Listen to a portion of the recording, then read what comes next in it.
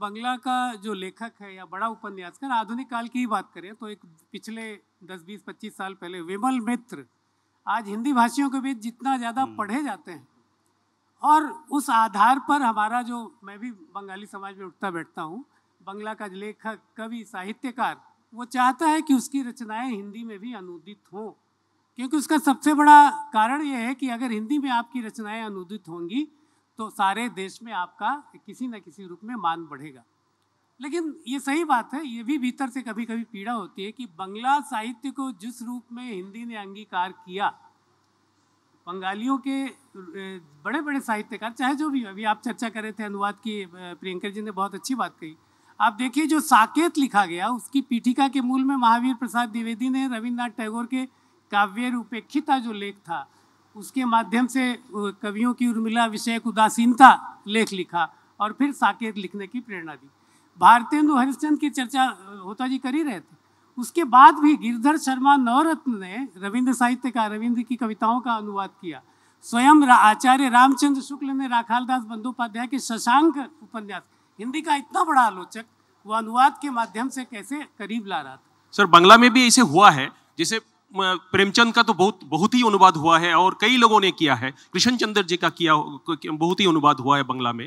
और बांग्ला में ये जो फणीश्वरनाथ रेणु जी है, खुद उनके समय में बनफूल और सतीनाथ भादुरी के साथ उनका बहुत अच्छा तालमेल था। और एक आपस में ये एक दूसरे का अनुवाद करते थे। उस समय उनका अनुवाद देश पत्रिका में भी छपी थी। राहुल सांकृत्यन का भी बहुत अनुवाद हुआ है बांग्ला में। उनके लगभग सारे उपन्यास बांग्ला में अनुवाद हो चुकी है। और आज के दौर में जितने कम से कम जो साहित्य अकादमी अवार्ड मिलती है, ये सारे उपन्यास तो बांग्ला में अनुवाद हो जाती है। प्रियंका जी, कहानियां भी है।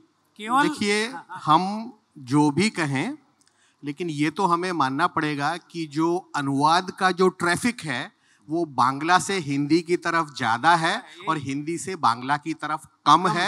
ये हमें मान लेना चाहिए और इसको बहुत डिफेंड नहीं किया जा सकता किन्हीं भी तर्कों से। और ये सवाल जो है मैंने बांग्ला के 2 बड़े लेखकों से पूछा और उनके जो जवाब थे वो दोनों अलग अलग थे।